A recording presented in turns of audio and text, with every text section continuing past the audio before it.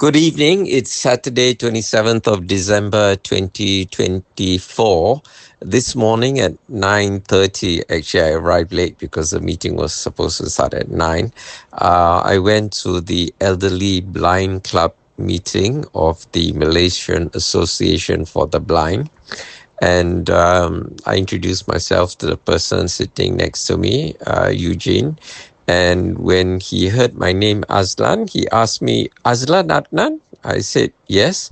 And I was surprised that he knew my surname because he actually follows this channel. So apparently I have quite a following among the blind community who are very supportive of what I have to say about, how the blind are treated by the general public. Especially by motorcyclists who ride on pavement and motorcyclists who ride on the tactiles or park their motorcycles on the tactiles.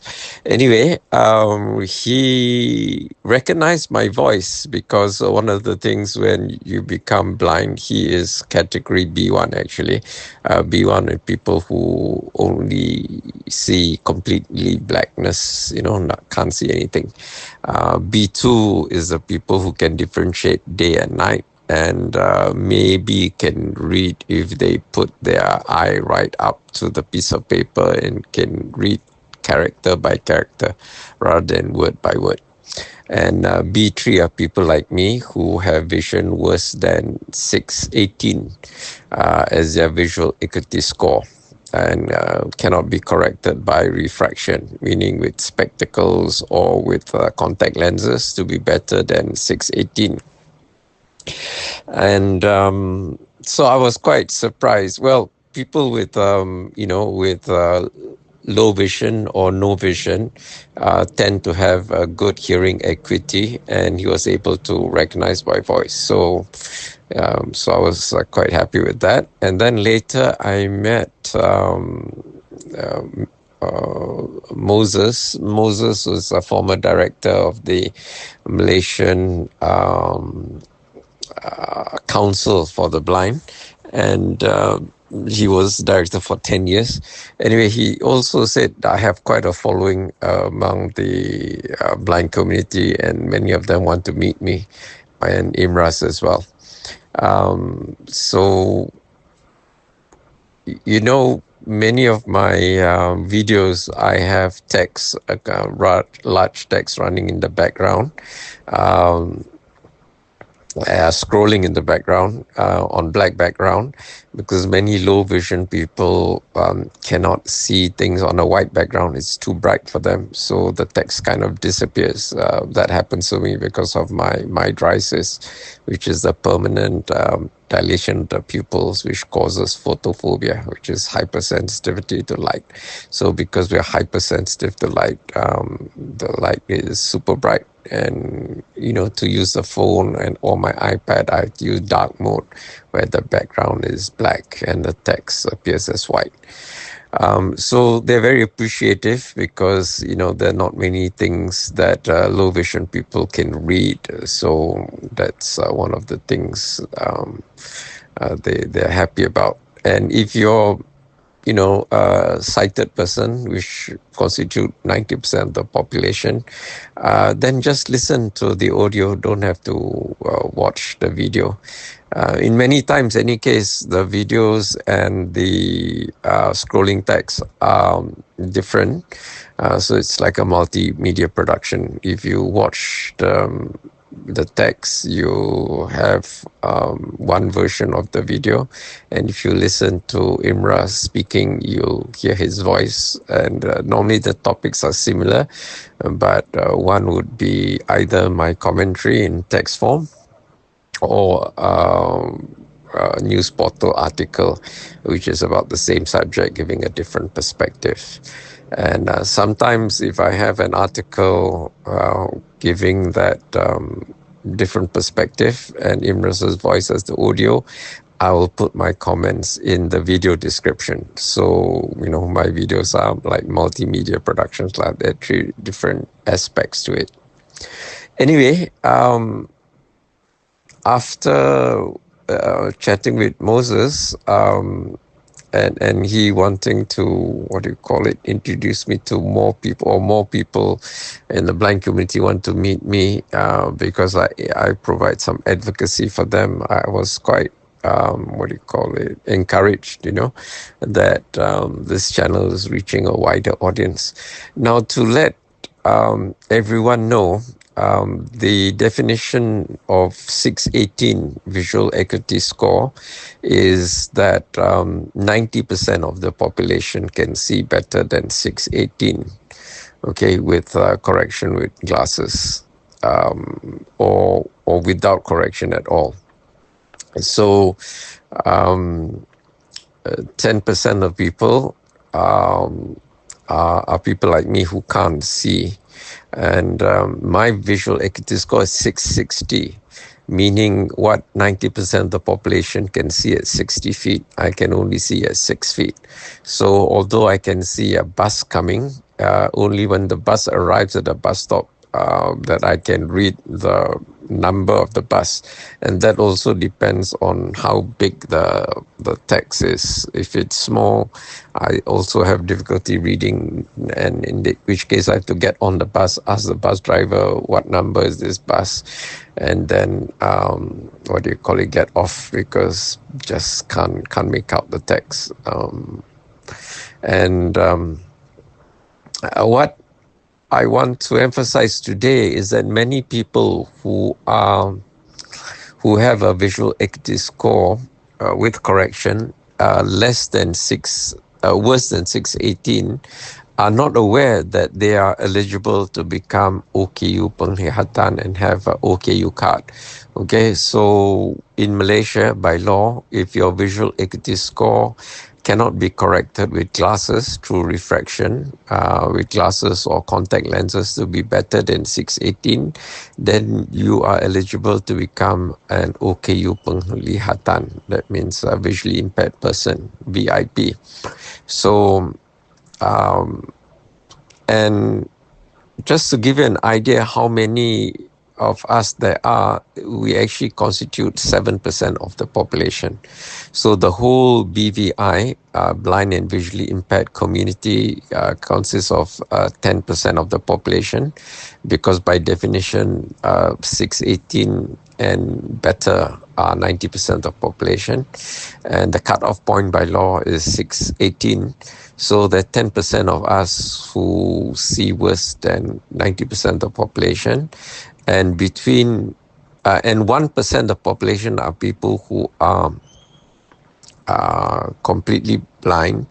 Actually, 1 to 3% of the people are completely blind, or category B2, can only differentiate between day and night.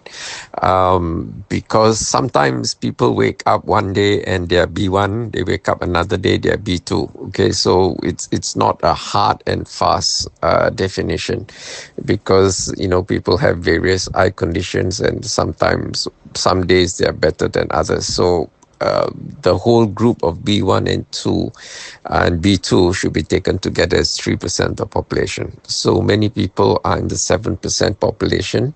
And it's also sad that they are not aware that they're eligible to become OKU penglihatan, because nobody tells them. Okay, you have to be connected to the blind and visually impaired community before you can get advice. So I found out that I was eligible to become OKU penglihatan by accident, because I met an optometrist who happened to have worked with the low vision unit of HUKM for 20 years, and she was quite a senior optometrist and a former president of the Malaysian Association of Optometrists. So she was the one who told me, you can get OKU penglihatan card. These useless dungus at the ophthalmology department of UMMC. I've been going there since April 2017. So that's 7.5 years. Never once told me that I was eligible for an OKU penglihatan card. I don't have much respect for ophthalmologists, eye surgeons. They are like carpenters with only one tool, a saw. Everything also want to potong. If they can't potong, then they badmouth. They're very arrogant. They have intellectual arrogance. So as a profession, there's a lot of agnotology also in ophthalmology. I think of all the medical and health-related professions, dentistry is the one that has the least dogma, because in dentistry, one of the things they learn at a very early stage of their training is that there are 100 ways to skin a cat. Many ways to skin a cat. So dental problems can be solved by many ways, whether you prioritize structural integrity or cosmetics, So it depends where the teeth is, whether you put a different type of filling or put a veneer or whatever, or do an implant. Sometimes functionalism is more important. You want to have molars that you can chew your steak, or you're an actress or celebrity and you have missing front teeth. You have to make sure the color is right and not too bright, and it looks unnatural, or too dark, it looks stained. So it has to look, aesthetics more important. And sometimes, when people put, a crown, whether there's a metal post or it's a zirconium crown or whatever, it's whether, they need the strength or they need the aesthetics. So in dentistry, I find the people with the least dogma, they're very open to looking at new ways to solve the problem. Whereas in ophthalmology, their syllabus is dictated by Big Pharma, and anything outside what Big Pharma dictates, they badmouth. Professionally, they will badmouth other, complementary or traditional modalities, or things they don't know. That anything that they haven't been trained to do, they will badmouth. They're very arrogant lah. That's their SOP. And this goes back to 1910 with the Flexner report by Alexander Flexner, was commissioned by the Carnegie Foundation to have a look at medical education in the US, because before 1910, before the report came out, anybody can open a medical school in the US. And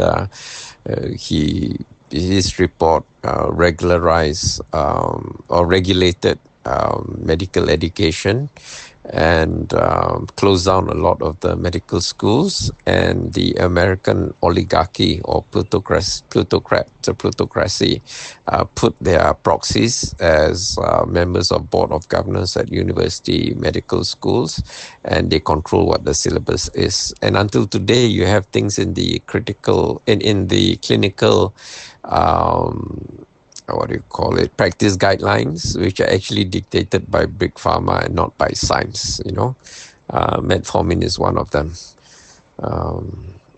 I've spoken about metformin at length. This is a medication for diabetes. It's a useless medication. It's designed to make you a lifelong repeat customer rather than resolve the underlying pathophysiology. Because for Big Pharma to maximize profits, and anybody who's done a MBA would have done case studies on the big pharma companies. So to maximize profits, you make the patient a lifelong repeat customer. So they don't solve the underlying pathophysiology. Instead, they help you manage your problem, manage your blood glucose level. Actually, blood glucose level is not diabetes, it's a symptom of diabetes. The actual problem is that the sugar is not getting into the cells of your body, because sugar or glucose is the fuel that runs every cell in your body. So because it can't get to the cells, it remains in the blood. So by reducing the amount of glucose in the blood doesn't solve the problem. The problem is the glucose still not getting to the cells. And the reason why it's not getting to the cells is because of lipids, of small fat molecules in muscle tissue. They're called intramyocellular lipids. So because they can't get into the cells are starved of fuel and they die. So depending which cell is the one that dies, it will manifest as different diseases or medical conditions. If your nerves do not get enough glucose and the nerve cells die, you'll get diabetic neuropathy. If it's your kidney cells that don't get glucose and they atrophy and they die, you'll get chronic kidney disease. If it's your retina cells that don't get glucose and they atrophy and they die, you get macular degeneration or diabetic retinopathy. And if it's your brain cells that don't get enough glucose and they die, you'll get first pre-dementia and then dementia. And in dementia, it's very interesting because the brain has a particular property called neuroplasticity, meaning that if a brain cell dies, the neighboring brain cell can take over the function. So it's very, very easy for people to not realize that they have pre-dementia because they have fully functioning brain cells next door to the dead one that can take over the function. It's only when there are no more fully operating, fully functioning brain cells left to take over the function of dead cells that you get diagnosed as dementia. And the sad thing is, when people get diagnosed with dementia, it's too late. There's nothing that can be done. Because, as good as modern medicine is, they cannot bring back to life dead cells. Although there are attempts to regenerate cells by forming new cells, the signs of angiogenesis, stimulating stem cells to produce new cells. Dr. William Lee, L.I., is one of the experts in this, and he suggests people eat strawberries daily because strawberries have elagic acid, and elagic acid is required for angiogenesis. And elagic acid is not only found in strawberries, it's also found in nelikai, amla, Indian gooseberry, Phyllanthus, emblica, buah Melaka. The pokok Melaka where the sang kancil kick the serigala, that tree lah. That tree is called pokok Melaka because of its, the etymology is Sanskrit, Amalaki. In Sanskrit it's called Amalaki, and Melaka is a contraction of Amalaki. And further contraction is Amla. Okay, so in Hindi it's called Amla, and Tamil it's called Nelikai. And the scientists call it Phyllanthus emblica. But before they call it Phyllanthus emblica, they had different names. In science, in the nomenclature, they call it synonyms. So if you look up Phyllanthus emblica, you'll see a list of about 12 or so synonyms, because before they did the proper classification, they classified it under different genus and all that. So anyway, I either eat dried strawberries every day, occasionally eat fresh strawberries, but I take dried Phyllanthus emblica powder every day. It's part of the traditional Indian medicine called Triphala. Triphala has normally 3 different powders. The one from Ayurveda, Ayur Center, has not just Phyllanthus emblica, but also has licorice and 2 other plant products. They either use the leaves or the fruit. They grind it into powder and they give it to you. It tastes disgusting. It's pretty sour, primarily because of the high ascorbic acid content. Ascorbic acid, as you know, is vitamin C. So vitamin C is a major antioxidant. So, one of the things I drink almost every day is smoothie, avocado smoothie with 1 whole lemon in it. Okay, so if you've never drank a smoothie with 1 whole lemon with the zest, with the skin in it, it will taste a bit odd, like too sour. So when I first started, I just had the avocado shake, what do you call it, smoothie. And then I put half an orange, and then one orange, then half an orange, half a lemon, and then just half a lemon without orange. And then now I take the smoothie, one whole lemon. So one whole lemon a day, I think provides more than adequate vitamin C for me. And also lemons are among the citrus fruits the most nutrition. The most nutrition is lemons, number 2 navel oranges, number 3 Valencia oranges, number 4 lime. And when the Western literature talk about lime, they don't talk about limau casturi, which they call calamansi. They talk about key lime. So that's limau nipis, and then after that is grapefruit. So grapefruit actually has in the hierarchy of citrus fruits very low nutritional content relatively. Okay, it's not to say it's completely hopeless, but relative to the other citrus fruits. And below that only is pomelo. So pomelo I hardly buy, because sometimes one pomelo can cost up to 35 ringgit depending on the size, and because it doesn't give me nutritional bang for my buck, I avoid it lah. I prefer to go for the best, which is lemons, or number 2 navel oranges. I hardly take Valencia oranges, because navel oranges, number 1, they're easier to peel, number 2, they are seedless, and I like the taste better. Anyway, among the citrus, all the citrus would have citric acid, and citric acid is important for the Krebs cycle, or lipolysis, which is the metabolism of fat. So, when people say you drink lime juice or lemon juice help you slim down, that's actually true. There's a factual basis for that. Okay. So I'm trying to get rid of all my visceral fat, all my ectopic fat, misplaced fat, and to get rid of my diabetes. So if there are no more intramyocellular lipids, I won't have insulin resistance, and my diabetes will go away. So people who say that diabetes is a lifelong disease is actually repeating the dogma by Big Pharma. Okay, it actually can be reversed. There's a whole methodology for it. You can read it in the book called Mastering Diabetes by Cyrus, Khambatta, and Bobby